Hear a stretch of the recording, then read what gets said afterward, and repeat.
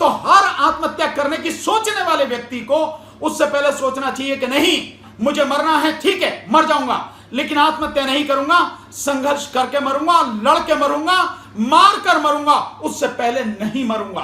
18 साल का एक नौजवान, और जब जलियांवाला हत्याकांड हुआ उसके बाद उसके मन पे क्या असर हुआ, वो व्यक्ति यहां से वहां गया इंग्लैंड, और वहां जाके इंग्लैंड जाके उस व्यक्ति को जो जिम्मेदार था जनरल ओडायर, उसको वहां मारा, इंग्लैंड में जाकर मारा। देखिए, आत्महत्या करने से कभी कोई फायदा नहीं हुआ। आत्महत्या करने से केवल एक ही ये संदेश जरूर चला जाएगा, पूरी दुनिया में चला जाएगा कि भारत में जो परिस्थिति है इतनी भयानक है कि जिस परिस्थिति में हर रोज 381 लोग आत्महत्या कर रहे हैं, और उसमें नौजवान, पढ़ने वाले, बेरोजगार, और इसमें किसान तो शामिल है ही नहीं, किसान तो इसमें शामिल नहीं है 381 में, और किसान इतनी बड़ी संख्या में जो है आत्महत्या कर रहे हैं। आत्महत्या करने से कभी भी किसी समस्या का समाधान नहीं होता। अगर आपको मरना ही है तो कायरों की तरह आत्महत्या करके क्यों मरते हो? क्यों नहीं योद्धाओं की तरह, बहादुरों की तरह संघर्ष करके लड़के क्यों नहीं मरते हो? जो तुम्हारी इस आत्महत्या की परिस्थितियों को निर्मित कर रहे हैं, उनके खिलाफ लड़के क्यों नहीं मरते हो? अगर मरना ही है तो मार के मरो। केवल अपने आप को मारने से अपने परिवार को पूरी तरह से बर्बाद करके तुम्हें क्या मिलेगा? किसी को कुछ नहीं मिलेगा।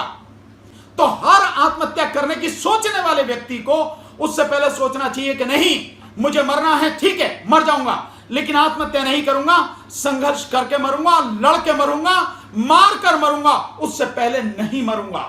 यह होना चाहिए, क्योंकि जिन लोगों ने ये परिस्थितियां क्रिएट की हैं, जो इसके लिए जिम्मेदार हैं, जिन्होंने ये माहौल बनाया कि इतनी बड़ी संख्या में छात्र हैं, किसान हैं, बेरोजगार हैं, और देश के लोग, गरीब मजदूर जो आत्महत्या कर रहे हैं, उन लोगों को सबक सिखाना जरूरी है। उनके खिलाफ संघर्ष करना और मिलकर संघर्ष करना, लोकतांत्रिक तरीके, संवैधानिक तरीके से संघर्ष करना, उन सबके खिलाफ ये बहुत जरूरी है।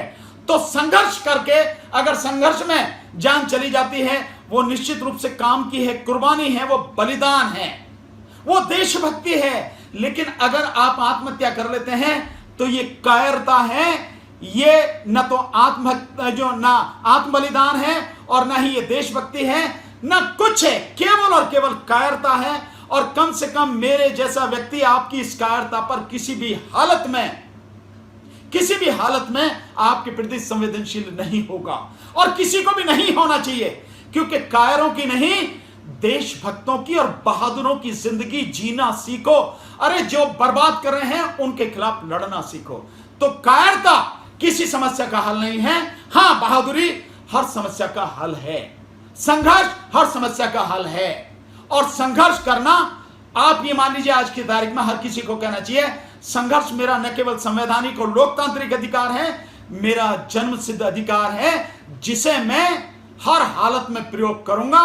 और इस देश की आजादी जो इस समय पूरी तरह से खतरे में है और खत्म हो चुकी है, उस देश की दूसरी आजादी की लड़ाई, भारत की आजादी की दूसरी लड़ाई, वो लड़ेंगे और जिंदा रहकर लड़ेंगे, पूरी मजबूती के साथ में लड़ेंगे। तो कायर नहीं बनना है, देशभक्त बनना है, बहादुर बनना है, आत्महत्या नहीं करनी, संघर्ष करना उनके खिलाफ जिन्होंने परिस्थिति पैदा की। अगर भगत सिंह जी भी आत्महत्या कर लेते तो शायद हमें आजादी नहीं। निश्चित रूप से न केवल भगत सिंह जी, सुखदेव, राजगुरु और चंद्रशेखर आजाद साहब, अशफाक उल्लाह खां साहब, इतने नाम हैं। एक किस किस का नाम आपको गिनाऊं? ऊधम सिंह साहब को देखिए, आप एक उदाहरण देखिए कि 17-18 साल का एक नौजवान, और जब जलियांवाला हत्याकांड हुआ उसके बाद उसके मन पे क्या असर हुआ, वो व्यक्ति यहां से वहां गया इंग्लैंड, और वहां जाके इंग्लैंड जाके उस व्यक्ति को जो जिम्मेदार था जनरल ओडायर, उसको वहां मारा, इंग्लैंड में जाकर मारा। ऐसी बहादुरी होनी चाहिए। ये स्थिति है, ये है बहादुरी, ये है देश के लिए लड़ना।